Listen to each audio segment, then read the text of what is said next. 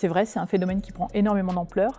Les attaques informatiques ont été multipliées par 4 d'une manière générale entre 2019 et 2020, et avec la crise sanitaire, celles à l'encontre des établissements ont été multipliées par 5. 11% de ces attaques concernent désormais le secteur de la santé, et la crise du Covid a particulièrement accéléré le phénomène de vol et de fuite de données.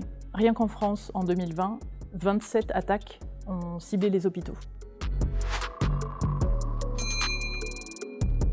Alors c'est vrai, on parle beaucoup des vols de données ou des fuites de données ces derniers temps dans la presse, et pour autant, la majorité des attaques concernent des rançongiciels. Les rançongiciels sont un type d'attaque au chantage. Les hackers cryptent l'accès aux données des hôpitaux et réclament des rançons conséquentes pour pouvoir débloquer les systèmes.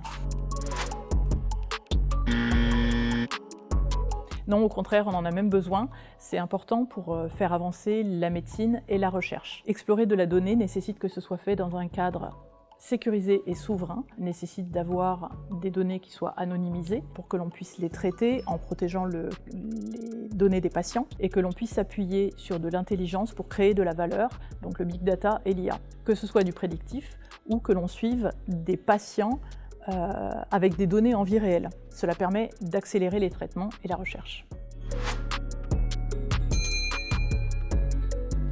C'est hélas vrai dans la plupart des cas. En début d'année 2021, l'ANSSI, l'Agence nationale de sécurité des systèmes informatiques, a dressé un bilan sévère sur l'état de sécurité des établissements de santé et a révélé que des efforts constants devaient être réalisés pour maintenir le niveau de sécurité de ceux-ci.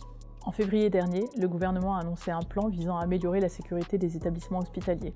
Il a annoncé débloquer un budget de 350 millions d'euros sur les 2 milliards déjà consacrés à la numérisation, le plan Ségur, afin de renforcer la sécurité de ces organisations.